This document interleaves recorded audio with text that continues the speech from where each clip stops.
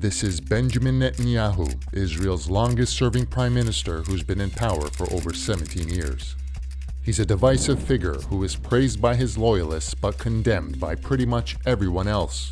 Behind his iron grip on Israeli politics lies a long history of scandals that leads up to his current situation, one in which he is facing multiple corruption charges in 3 separate cases filed in 2019, which include allegations of bribery, fraud, and breach of trust. Add to that the recent accusations of war crimes he's charged with for leading Israel's genocidal war on Gaza, which has killed over 46,000 Palestinians, mostly women and children. These accusations are so serious that the International Criminal Court issued an arrest warrant for him. Critics say Netanyahu has been using Israel's Gaza offensive as a means of pivoting away from his legal troubles that could potentially end his government coalition and land him in jail. Here's a timeline of scandals Netanyahu has been involved in.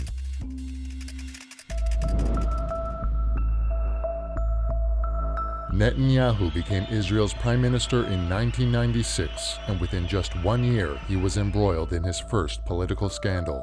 In 1997, Aryeh Deri, leader of Israel's ultra-Orthodox Shas party and Netanyahu's coalition partner, was on trial for corruption.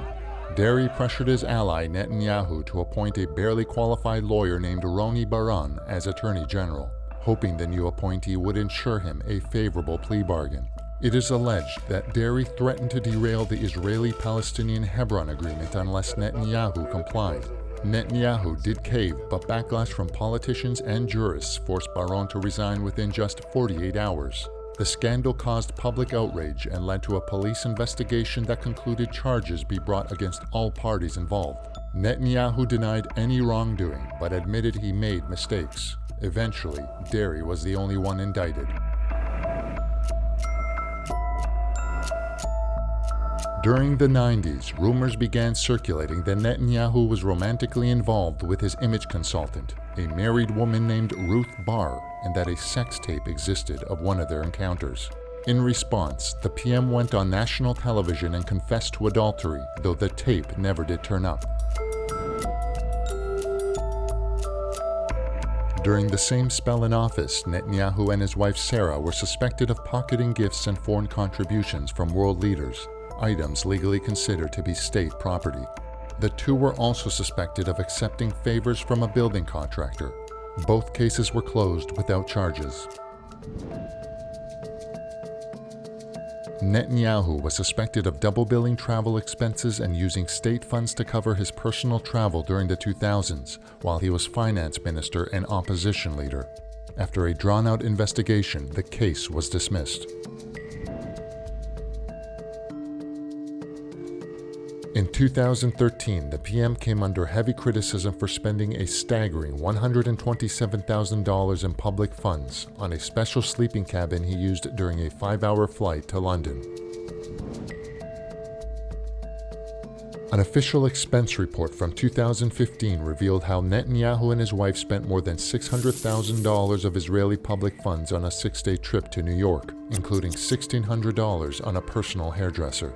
That same year, he also racked up a $2,700 tab at an ice cream parlor in West Jerusalem. While these incidents didn't lead to charges, they contributed to Netanyahu's scandal-tainted image.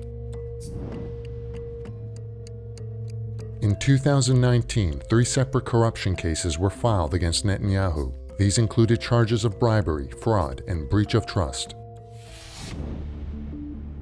Netanyahu and his wife currently face charges of fraud and breach of trust. They stand accused of receiving lavish gifts like cigars, champagne, and jewelry worth $192,000 from billionaires Arnon Milchan and James Packer in exchange for political favors like tax breaks, contracts for illegal settler projects, and increased state support for their businesses. Netanyahu faces charges of fraud and breach of trust for allegedly making a deal with Yedioth Ahronoth newspaper owner Arnon Moses in exchange for legislation to limit the growth of rival paper Israel Hayom. Finally, Netanyahu stands accused of granting regulatory favors to Israeli telecoms company Bezeq in exchange for positive coverage of him and his wife on a news website controlled by its former chairman. The benefits reportedly included mergers and financial gains. In this case, he faces charges of fraud, breach of trust, and bribery.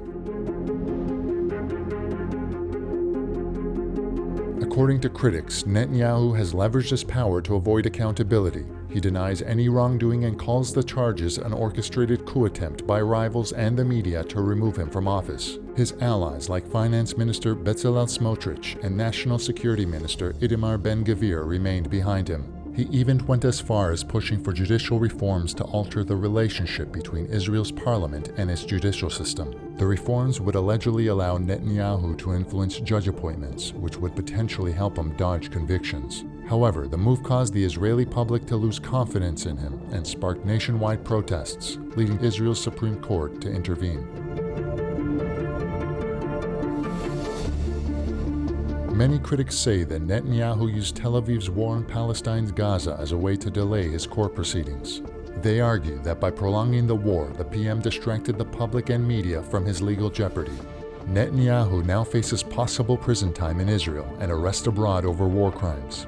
After years of evading consequences, can he keep slithering away, or is this the end of the road for the scandal-ridden PM?